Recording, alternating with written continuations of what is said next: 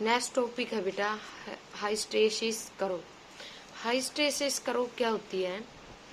The hysteresis curve represent the relation between magnetic induction of a ferromagnetic material with magnetising force या magnetising intensity. यानी कि एक graph किस किस के बीच में बनता है? बी और एच के बीच में बनता है। जो ये कारो होती है ना, ये बी और एच के बीच में बनती है। बी का मतलब क्या है? मैग्नेटिक इंडक्शन, और एच का मतलब क्या है? Magnetic intensity. The shape of the hysteresis curve is shown in figure. It represents the behavior of material is taken through a cycle of magnetization. यानी कि ये रिप्रेजेंट करती है जो, यानी कि मटेरियल क्या बिहेव करता है मैग्नेटाइजेशन, यानी कि जो साइकिल ऑफ मैग्नेटाइजेशन में, यानी कि जो मैग्नेटाइजेशन होती है उसको जो हम लेते हैं तो यानी कि वो क्या बिहेवियर करता है। Suppose the material is unchanged initially, B vector equal to 0, H vector equal to 0.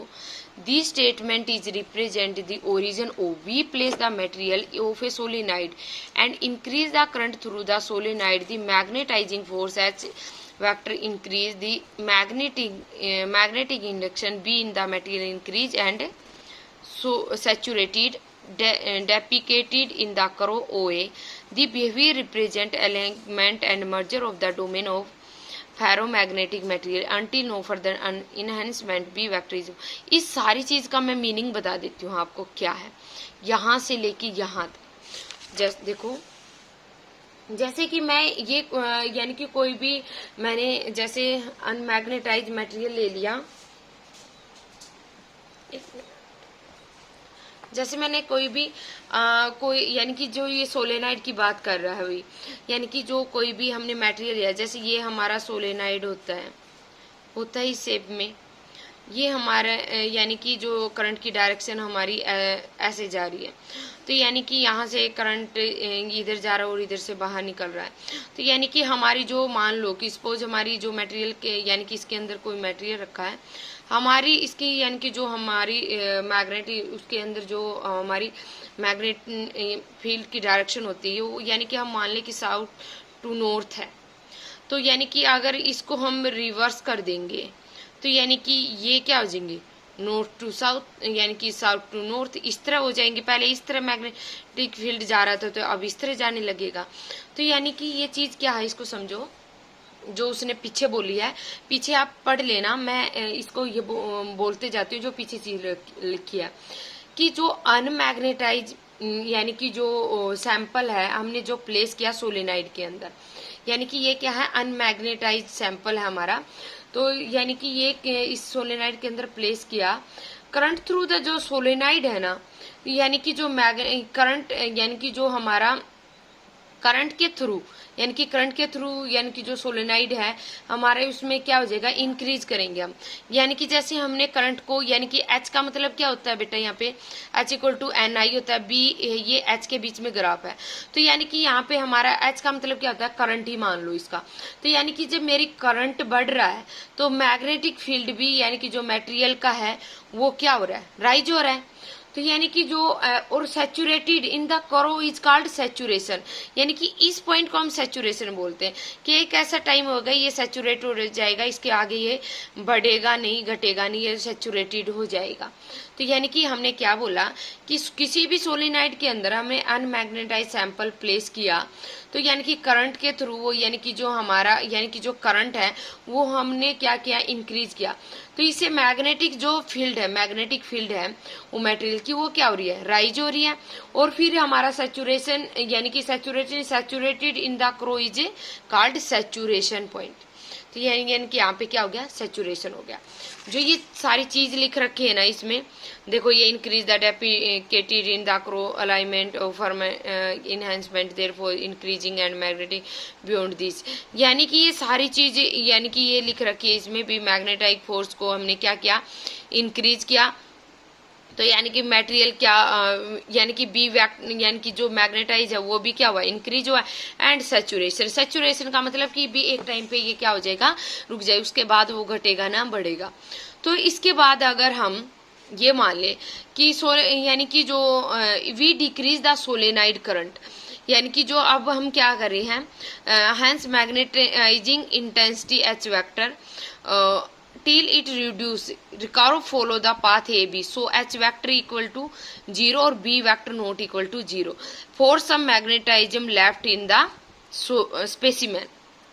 देखो इसका मतलब क्या कि कुछ ये देखो, जैसे कि हमने मान ले कि H को अगर हमने डिक्रीज कर दिया, फिर हमने करंट को यानी कि करंट को हमने डिक्रीज करना शुरू कर दिया, तो यानी कि हमारा जो रिड्यूस हो रहा है टू, यानी कि जो हमारा यानी कि reduce to 0 then B at H equal to 0, यानी कि यहाँ पे H तो मेरा क्या हो रहा है, 0 हो रहा है, और B not equal to 0, B थोड़ी 0 हुआ, यानी कि रिड्यूस तो हुआ है मैग्नेटिक फील्ड पर, यानी कि 0 तो नहीं हुआ। हमारा करंट यहाँ पे क्या हो रहा है, हमारा करंट क्या हो रहा है, 0 हो रहा है। तो यानी कि H इक्वल टू तो 0, B नॉट इक्वल टू 0 करो, यानी कि ए बी की जो हमारी जो वैल्यू है इसमें, यानी कि हम नाम दे लेंगे इनके, यानी कि जो O है ये A है मेरी, ये B है, तो यानी कि A से B तक की, यानी कि जो है एट H इक्वल टू, यहाँ पे हमारा क्या है, H इक्वल टू 0 है, तो इज रिटेंटिविटी, इसको हम क्या बोलते हैं, जब यानी कि B equal to not equal to 0 और H इक्वल टू क्या हो 0, उसको हम बोलते हैं रिटेंटिविटी।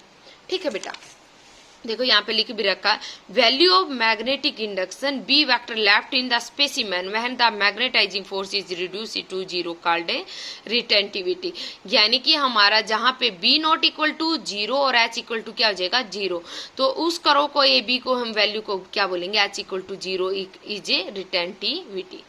तो यानी कि इस चीज को हमने समझना है, मैग्नेटाइजिंग फोर्स यानी कि जो हमारा H है उसको रिप्रेजेंट कर रहा है, तो यानी कि इसको हम क्या बोलते हैं, रिटेंटिविटी बोलते हैं।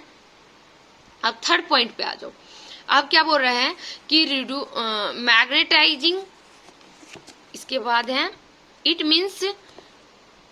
Means to reduce the residue magnetism or retentivity to 0, we have to apply magnetizing force opposite direction. This value of magnetizing force is called corrosivity of the material। यानी कि corrosivity क्या होती है बेटा, देखो यहाँ पे हमने बोला जब यानी कि H इक्वल टू 0 और B नॉट इक्वल टू 0 है, तो मेरी क्या हो रही है, रिटेंटिविटी हो रही है, यानी कि H तो मेरा क्या हो रहा है, 0 हो रहा है, और B मेरा थोड़ा रिड्यूस हो रहा है, पर मतलब कि नॉट इक्वल टू 0 के इक्वल नहीं है।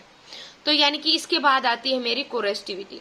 अब क्या करेंगे हम, करंट का यानी कि जो करंट में सोलेनाइड यानी कि जो हमारा सोलेनाइड में जो करंट है ना उसको रिवर्स कर देंगे। जैसे मैं बता रही थी ना, जैसे हमने साउथ टू नो यानी कि मटेरियल रख दिया, जब हमारा यानी कि सोलेनाइड के साउथ टू नॉर्थ है, तो अब क्या हो जाएगा, साउथ टू इधर मैग्नेटिक फील्ड जा रहा था, अब इधर आने लग जाएगा। अब हमने क्या कर दिया, इसको रिवर्स कर दिया।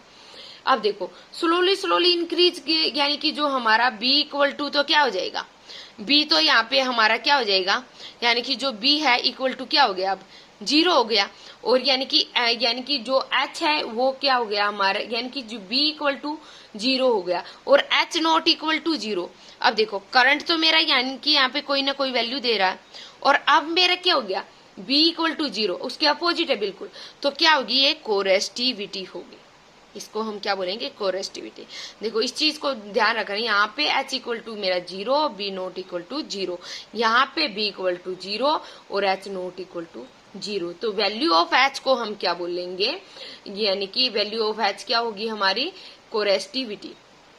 यानी कि इस चीज का, सारी चीज का मीनिंग ये है। जैसे आप जो सिंपल सी लैंग्वेज में भी लिख सकते हो वो मैं आपको दे दूंगी।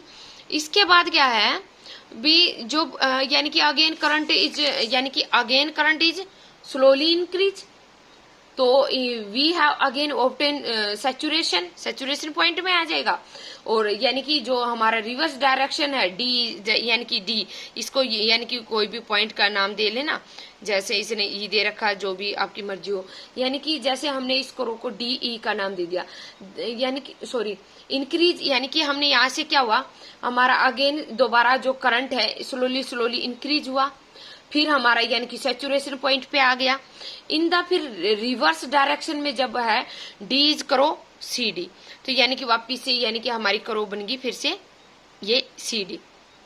यहाँ पे बन जाएगी।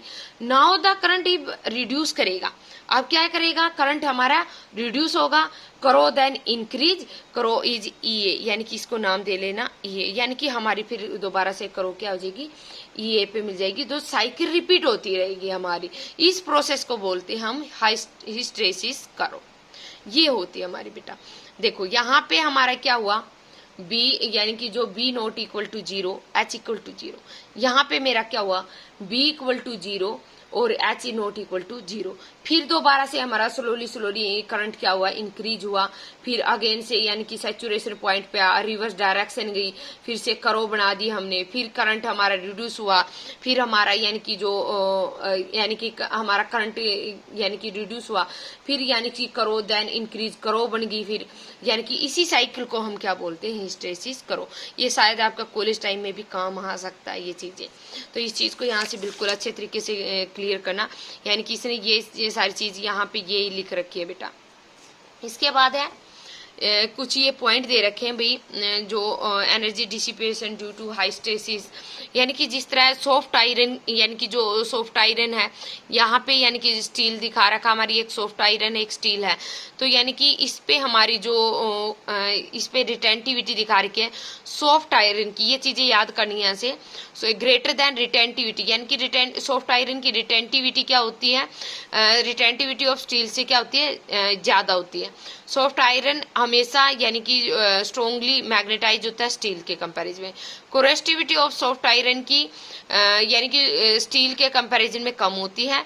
It means soft iron loses it magnetism more rapidly than steel, यानी कि जो सॉफ्ट आयरन होता है वो जल्दी से यानी कि स्टील के कंपैरिजन में जल्दी लूज हो जाता है, मैग्नेटाइजिंग पावर कम हो जाती है उसकी। एज एरिया ऑफ यानी कि जो करंट एच और करंट के आई एच लूप बना रखी, इसमें soft iron is smaller then the area I H loop of steel, यानी कि जो हमारी करो बनी है हिस्टेरेसिस, जो करो बनी थी जैसे आई और यानी कि ये आई है ये एच है, तो सॉफ्ट आयरन की स्मॉलर है देन किससे, area of I H loop of steel से।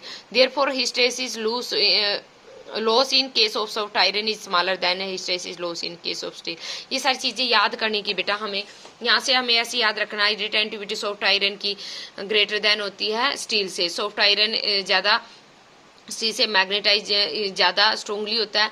कोरेस्टिविटी सॉफ्ट आयरन की स्टील के कंपैरिजन में कम होती है, और इसका मतलब सॉफ्ट आयरन जल्दी से मैग्नेटाइज कम होता है, यानी कि मैग्नेटाइजिंग पावर को खो देता है जल्दी। एरिया ऑफ जो आई एच का लूप सॉफ्ट आयरन का है वो area of I H loop steel से कम होता है।